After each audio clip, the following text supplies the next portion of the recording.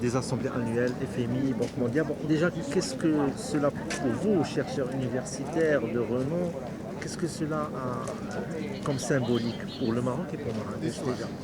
Vous savez, à un mois du séisme justement qui a frappé des régions du centre du Maroc, le monde est fier et donc Madame la directrice du FMI l'a bien exprimé à sa descente d'avion, que le monde est fier de cette résilience marocaine, de cet esprit de solidarité dont les Marocains font preuve à chaque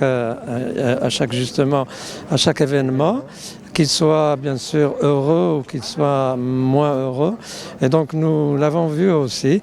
Donc aujourd'hui c'est la place où il faut et le monde aujourd'hui est ici. La finance, l'économie et la politique, la société civile, les finances sont là pour discuter justement de la fragmentation mondiale, donc de cette évolution de l'environnement qui inquiète, qui est éminemment instable, mais pour lequel le monde doit se mobiliser justement pour se ressaisir. À quoi il faut s'attendre pendant cette semaine de discussion entre les décideurs, des financiers, des gens du développement, des universitaires comme vous, des chercheurs?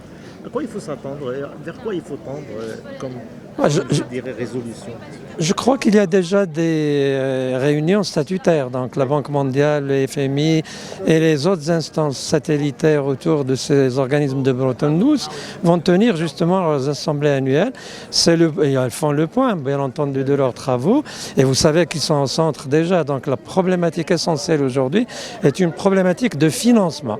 Et donc il faudrait qu'ils trouvent une solution justement à la dette, et en particulier à la dette africaine. Et certains pays aujourd'hui, une dizaine de pays malheureusement africains sont en situation extrêmement délicate. Donc il faudrait résoudre ce problème. C'est une bombe déjà donc, qui risque d'exploser.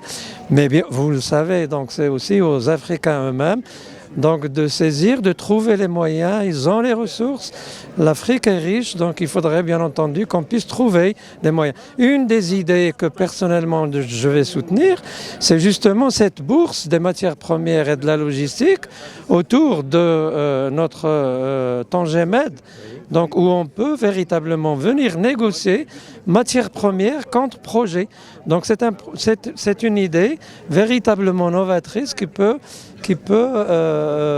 trouver pour bon nombre de pays subsahariens, donc notre continent, des moyens de financement, et nous en avons donc.